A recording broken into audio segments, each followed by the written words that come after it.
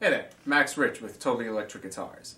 Today, what we're going to be talking about is basically a way in which advanced players can sort of warm up, an effective way to kind of cover a lot of your bases for your standard advanced, maybe rock guitar player, or any guitar player really. This kind of stuff can be effective for, because what we're talking about today is, but when you sit down to play, like if you're an advanced player, you've been playing probably for a while, so you probably have like a specific routine. Hopefully you do. If you don't, I'm here to show you, some cool examples and some little exercises you can do to help establish, like a loose and relaxed fretting hand and a loose picking hand, and then coordinate the two together, because it's very important, as I'm sure you know, that when you're playing something in your left hand, it has to match precisely with your picking as well, because even if they're like a half a millisecond off, it's gonna not sound crisp. It's not gonna sound accurate. It's not gonna sound like smooth. It's gonna sound like you're really trying hard. And the idea is to make it sound simple, even when you're playing really flashy stuff.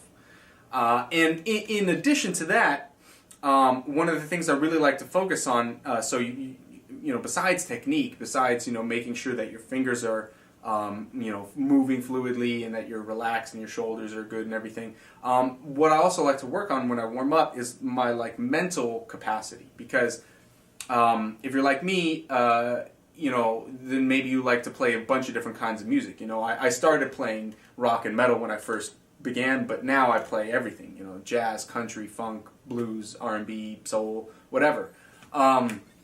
In order to switch from one genre to another, or from one type of song to a different type of song, you have to be able to mentally adapt quickly to different chord changes, different feels, and all these kinds of things. And so what I like to do when I warm up is I like to do some exercises that challenge me mentally, that are physically fairly easy to play, but are a bit more of a challenge mentally. So I'm going to show you some technique exercises and some little mental exercises that'll help get your mind flowing, so that you can then dive into the real book and learn some real book tunes much more comfortably, maybe, than if you didn't kind of get this warm up going. It's like an athlete, right? You don't see athletes, professional athletes, running on the field or whatever without stretching or warming up first. They always do, because it's necessary. You have to get your muscles loose, you have to get them relaxed, and you have to get comfortable with the atmosphere in which you're working. So